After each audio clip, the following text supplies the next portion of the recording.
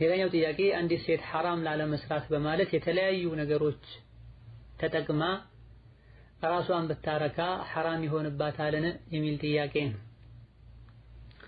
አላህ ተባረከ ወተዓላ በተከበረው ቃሉ የጀነት ሰዎችን መገለጫ ሲነግረን የሙእሚኖችን መገለጫ ሲነግረን ወለዚነ ሁም ሊፉሩጅሂም ሓፊዙን ብላ የቂያም ቀን ከሚፈሩት ነገር ሁሉ ድነው የተመኙትን አግኝተው በሰላም የሚኖሩ የአላህ ባሮች መገለጫ ብልታቸውን ይጠብቃሉ ከትዳር አጋራቸው ካልሆነ በስተቀር ብላ። በዚህም አላበቃም ፈመን ብተጋ ወራአ ዛሊከ ፈኡላኢከ ሁሙል ዓዱን ብላ አላህ ከፈቀደው ውጪ ባለ መንገድ ራሱን ለማርካት የሞከረ ፈኡላኢከ ሁሙል ዓዱን እነሱ ድንበር አላፊዎች ናቸው ብላ አላህ ተባረከ ወተዓላ። ኢማሙ ሻፊዒ ይሄን የቁርአን አንቀጽ መሰረት በማድረግ ብልትን የነካኩ የዘር ፈሳሽ ማውጣት ሐራም መሆኑን ጠቅሰዋል።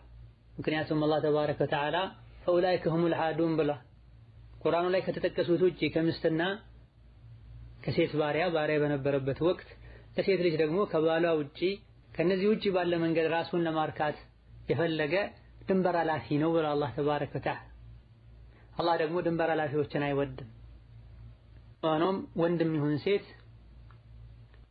ከኒካህ ውጪ ራሱን ለማርካት መሞከር አይፈቀድለትም።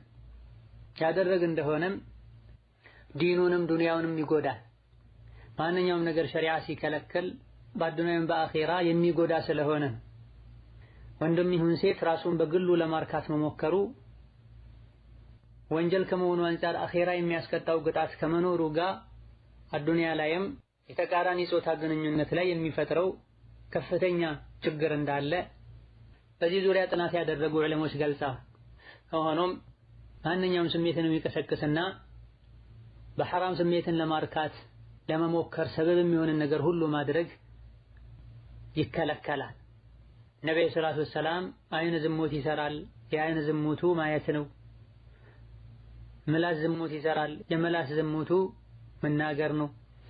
ጆሮ ዝሙት ይሰራል፣ የጆሮ ዝሙቱ ማድመጥ ነው። እጅ ዝሙት ይሰራል፣ የእጅ ዝሙቱ ማይፈቀድለትን ሰው መንካት ነው። እግር ዝሙት ይሰራል፣ የእግር ዝሙት መሄድና መራመድ ነው ብላ ሐራም ወደሆነ ግንኙነት እነዚህ የዝሙት በሮችን መዘጋጋት ነው። አስቀድሞ በአይን ስሜት የሚቀሰቅስን ነገር ከማየት መታቀብ፣ በጆሮ ስሜት የሚቀሰቅስን ነገር ከማድመጥ፣ በምላስ ከመናገር መራቅ መጠንቀቅ። ስሜቱን መቆጣጠር ያቃተው ሰው በሐራም አይደለም ራሱን ማርካት ያለበት ሸሪዓ ያስቀመጠው መፍትሄ አለ። ይኸውም ማግባት ነው።